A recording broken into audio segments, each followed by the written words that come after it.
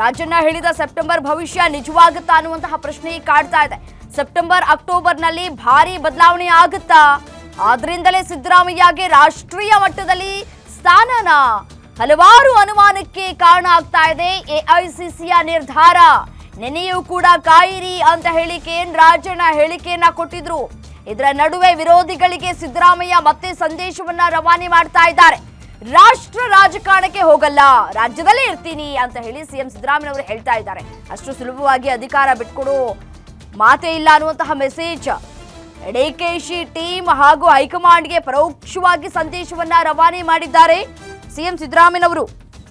ನನ್ನ ಗಮನಕ್ಕೆ ತೆಗೆದುಕೊಂಡು ಬಂದಿಲ್ಲ, ನನಗೆ ಯಾವ ವಿಚಾರಗಳು ಕೂಡ ಗೊತ್ತಿಲ್ಲ, ನಾನು ಹೈಕಮಾಂಡ್ ಜೊತೆ ಮಾತನಾಡ್ತೀನಿ ಅನ್ನುವಂತಹ ಮಾತುಗಳನ್ನಾಡಿದ್ದಾರೆ ಸಿಎಂ ಸಿದ್ದರಾಮಯ್ಯನವರು. ಮುಖ್ಯಮಂತ್ರಿ ಸಿದ್ದರಾಮಯ್ಯ ಅವರನ್ನ ಎಐಸಿಸಿ ಒಬಿಸಿ ರಾಷ್ಟ್ರೀಯ ಸಲಹಾ ಮಂಡಳಿ ಅಧ್ಯಕ್ಷರಾಗಿ ನೇಮಕ ಮಾಡಿರೋದು ಇದೀಗ ಕುತೂಹಲಕ್ಕೆ ಕೂಡ ಕಾರಣ ಆಗ್ತಾ ಇದೆ. ಈ ಹಿಂದೆ ಕೆಎನ್ ರಾಜಣ್ಣ ಅವರು ಕೂಡ ಹೇಳಿಕೆಯನ್ನ ಕೊಟ್ಟಿದ್ರು. ಸೆಪ್ಟೆಂಬರ್ ಅಥವಾ ಅಕ್ಟೋಬರ್ನಲ್ಲಿ ಭಾರಿ ಬದಲಾವಣೆ ಆಗುತ್ತೆ, ಕಾದ್ ನೋಡಿ ಅನ್ನುವಂತಹ ಮಾತುಗಳನ್ನಾಡಿದ್ರು. ಅದು ಇದೇನಾ ಅನ್ನುವಂತಹ ಪ್ರಶ್ನೆಗಳು ಕೂಡ ಕಾಡ್ತಾ ಇದೆ.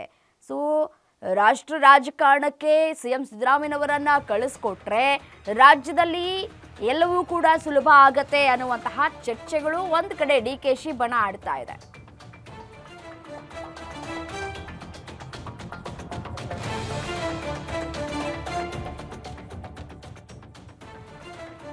ಆದ್ದರಿಂದಲೇ ಸಿದ್ದರಾಮಯ್ಯನವರಿಗೆ ರಾಷ್ಟ್ರೀಯ ಮಟ್ಟದಲ್ಲಿ ಸ್ಥಾನವನ್ನ ಕಲ್ಪಿಸಿಕೊಡುವಂತಹ ಲೆಕ್ಕಾಚಾರವನ್ನ ಹಾಕ್ತಾ ಇದೆಯಾ ಹೈಕಮಾಂಡ್ ನಾಯಕರು ಅನ್ನುವಂತಹ ಪ್ರಶ್ನೆಗಳು ಕೂಡ ಕಾಡ್ತಾ ಇದೆ. ಹಾಗಿದ್ರೆ ಹೈಕಮಾಂಡ್ನ ಪ್ಲಾನ್ ಏನು ಅನ್ನುವಂತಹ ಪ್ರಶ್ನೆ ಈಗ ಕಾಡ್ತಾ ಇರುವಂಥದ್ದು. ಒಂದ್ ಕಡೆ ಜುಲೈ 15ಕ್ಕೆ ಸಿಎಂ ಸಿದ್ದರಾಮಯ್ಯನವರು ದೆಹಲಿ ನಾಯಕರನ್ನ ಭೇಟಿಯಾಗೋದಕ್ಕೆ ಹೋಗ್ತೀನಿ ಅಂತ ಕೂಡ ಹೇಳ್ತಾ ಇದ್ದಾರೆ. ಭೇಟಿಯಾಗಿ ಮಾತುಕತೆಯನ್ನು ನಡೆಸ್ತೀನಿ, ಈ ವಿಚಾರದ ಬಗ್ಗೆ ನನಗೇನೂ ಗೊತ್ತಿಲ್ಲ, ನಾನು ಹೈಕಮಾಂಡ್ ನಾಯಕರ ಬಳಿ ಮಾತನಾಡ್ತೇನೆ, ನನ್ನ ಸಲಹೆಯನ್ನ ಕೂಡ ತೆಗೆದುಕೊಂಡಿಲ್ಲ ಅನ್ನುವಂತಹ ಮಾತುಗಳನ್ನು ಆಡ್ತಾ ಇದ್ದಾರೆ. ಸಲಹೆಗಳನ್ನ ತೆಗೆದುಕೊಳ್ಳದೇನೆ ಈ ರೀತಿಯಾಗಿ ನಿರ್ಧಾರವನ್ನ ತೆಗೆದುಕೊಂಡು ಬಿಡ್ತಾ ಹೈಕಮಾಂಡ್ ಅನ್ನುವಂತಹ ಪ್ರಶ್ನೆಗಳು ಕೂಡ ಕಾಡ್ತಾ ಇದೆ. ಸಿದ್ದರಾಮಯ್ಯನವರಿಗೆ ಗೊತ್ತಿಲ್ಲ ಅನ್ನೋದು ನಿಜವಾಗೂ ಕೂಡ ಅಚ್ಚರಿಗೆ ಕಾರಣ ಆಗಿದೆ. ಈ ಬಗ್ಗೆ ನಿನ್ನೆ ಕೂಡ ರಿಯಾಕ್ಟ್ ಮಾಡಿದ್ರು ಸಿಎಂ ಸಿದ್ದರಾಮಯ್ಯನವರು. ನೇಮಕದ ಬಗ್ಗೆ ನನಗೆ ಗೊತ್ತಿಲ್ಲ, ಎಐಸಿಸಿ ಅವರ ಜೊತೆ ಮಾತನಾಡ್ತೇನೆ, ಚೇರ್ಮನ್ ಮಾಡಿದ್ದಾರೋ ಏನು ಮಾಡಿದ್ದಾರೋ ಗೊತ್ತಿಲ್ಲ, ಹೈಕಮಾಂಡ್ ಜೊತೆ ನಾನು ಮಾತನಾಡ್ತೇನೆ, ನಾನು ಯಾವುದನ್ನು ಕೂಡ ಕೇಳಿಲ್ಲ, ಅವರೇ ಘೋಷಣೆಯನ್ನು ಮಾಡಿದ್ದಾರೆ, ಈ ಬಗ್ಗೆ ಮಾತನಾಡ್ತೇನೆ, ರಾಷ್ಟ್ರ ರಾಜಕಾರಣ ಅಲ್ಲ ಏನು ಅಂತ ನನಗೆ ಘೋಷಣೆ ಮಾಡಿದ್ದಾರೋ ಅದೆಲ್ಲವೂ ಕೂಡ ಗೊತ್ತಿಲ್ಲ ಅಂತ ಹೇಳಿ ಸಿಎಂ ಸಿದ್ದರಾಮಯ್ಯನವರು ರಿಯಾಕ್ಟ್ ಮಾಡಿದ್ದಾರೆ. ಕೆಎನ್ ರಾಜಣ್ಣ ಮತ್ತೆ ಸತೀಶ್ ಜಾರಕಿಹೊಳಿ ಅವರು ಕೂಡ ಹೇಳಿಕೆ ಕೊಟ್ಟರು. ಬದಲಾವಣೆ ಆಗುತ್ತೆ, ಭಾರಿ ಬದಲಾವಣೆ ಆಗುತ್ತಾ ಇಲ್ವಾ ಅನ್ನೋದು ಗೊತ್ತಿಲ್ಲ ಅಂತ ಹೇಳಿ ಸತೀಶ್ ಜಾರಕಿಹೊಳಿ ಹೇಳಿದ್ರು. ಬಟ್ ಆದ್ರೆ ಕೆಎನ್ ರಾಜಣ್ಣ ವೆರಿ ಕ್ಲಿಯರ್ ಅವ್ರದ್ದು ಹೇಳಿಕೆ, ಭಾರಿ ಬದಲಾವಣೆ ಆಗುತ್ತೆ ಅಂತ ಹೇಳಿದ್ರು. ಏನು ಇದೇ ವಿಚಾರಕ್ಕೆ ಸಂಬಂಧಪಟ್ಟಂತೆ ಮತ್ತಷ್ಟು ಡೀಟೇಲ್ಸ್ ಕೊಡ್ತಾ ಹೋಗ್ತಾರೆ Maruti Pavagada, political bureau head phone ಸಂಪರ್ಕದಲ್ಲಿದ್ದಾರೆ. ಎಸೇನು ಮಾರುತಿ, ಎಐಸಿಸಿ ಒಬಿಸಿ ಘಟಕಕ್ಕೆ ಸಿದ್ದರಾಮಯ್ಯನವರನ್ನ ಅಧ್ಯಕ್ಷರನ್ನಾಗಿ ನೇಮಕ ಮಾಡಲಾಗಿದೆ. ಒಂದ್ ಕಡೆ ಸಿಎಂ ಸಿದ್ದರಾಮಯ್ಯನವರು ಹೇಳ್ತಾ ಇದ್ದಾರೆ ನನಗೇನೂ ಗೊತ್ತೇ ಇಲ್ಲ ಅಂತ ಹೇಳಿ, ಹಾಗಿದ್ರೆ ಹೈಕಮಾಂಡ್ ಪ್ಲಾನ್ ಏನು ಅಂತ? ರಮ್ಯಾ, ಎಐಸಿಸಿ ಅಧ್ಯಕ್ಷ ಸ್ಥಾನಕ್ಕೆ ಸಿದ್ದರಾಮಯ್ಯ ಅವರನ್ನ ನೇಮಕ ಮಾಡಿದ್ದಾರೆ ಅನ್ನುವಂತ ಒಂದು ಮಾಹಿತಿ ನಿನ್ನೆ ಬೆಳಗ್ಗೆ ಸಿಕ್ಕಿತ್ತು. ಆದ್ರೆ ನಿನ್ನೆ ಮಧ್ಯಾಹ್ನದ ಬಳಿಕ ಅಧಿಕೃತ ಎಐಸಿಸಿ ಇಂದ ಬಂದಂತಹ ಪತ್ರದಲ್ಲಿ ಅಶೋಕ್ ಜೈನ್ ಅವರನ್ನ ಅಧ್ಯಕ್ಷರನ್ನಾಗಿ ಮಾಡಿದರೆ ಸಿದ್ದರಾಮಯ್ಯ ಅವರು ಕೂಡ 24 ಜನ ಸದಸ್ಯರಲ್ಲಿ ಸಿದ್ದರಾಮಯ್ಯ ಅವರು ಕೂಡ ಒಬ್ಬರಾಗಿದ್ದಾರೆ ಅನ್ನುವಂತ ಒಂದು ಮಾಹಿತಿ ಅಧಿಕೃತವಾಗಿ ಸಿದ್ದರಾಮಯ್ಯ ಅವರೇ ಎಕ್ಸ್ ಪೋಸ್ಟ್ ಅಲ್ಲಿ ಮಾಡೋದ್ರ ಮುಖೇನ ಮಾಧ್ಯಮಗಳಿಗೆ ಸ್ಪಷ್ಟವಾದಂತಹ ಒಂದು ಮಾಹಿತಿಯನ್ನ ರವಾನೆಯನ್ನ ಮಾಡಿದ್ರು.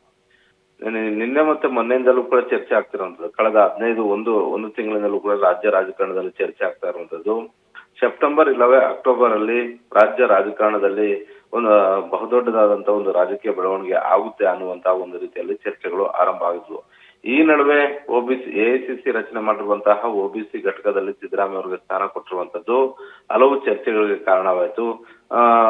ರಾಷ್ಟ್ರ ರಾಜಕಾರಣಕ್ಕೆ ಸಿದ್ದರಾಮಯ್ಯ ಅವರನ್ನ ಕರೆಸ್ಕೊಳ್ಳೋದಕ್ಕೆ ಈ ರೀತಿಯಾದಂತಹ ಒಂದು ಸ್ಥಾನಮಾನವನ್ನ ಕಾಂಗ್ರೆಸ್ ಹೈಕಮಾಂಡ್ ಕೊಡ್ತಾ ಅನ್ನುವಂತಹ ಒಂದು ಅನುಮಾನಗಳು ಕೂಡ ಉಟ್ಕೊಂಡಿದ್ರು. ಆದ್ರೆ ಸಿದ್ದರಾಮಯ್ಯ ಈ ರೀತಿಯಾದಂತ ಒಂದು ಚರ್ಚೆ ಯಾವಾಗ ಆರಂಭ ಆಯ್ತೋ ಆ ಕ್ಷಣದಲ್ಲೇ ಸಿದ್ದರಾಮಯ್ಯ ಅವರು ಸ್ಪಷ್ಟವಾದಂತ ಒಂದು ಉತ್ತರವನ್ನು ಕೂಡ ಕೊಟ್ಟರು.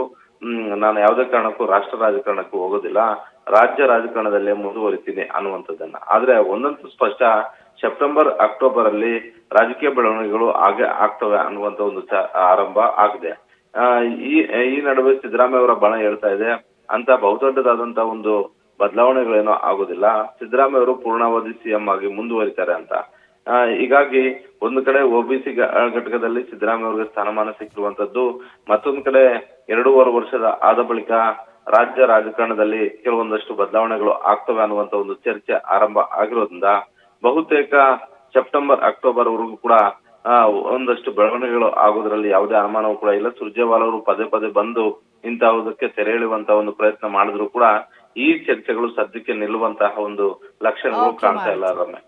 ಓಕೆ, ಥ್ಯಾಂಕ್ ಯು ತಮ್ಮೆಲ್ಲ ಮಾಹಿತಿಗಾಗಿ.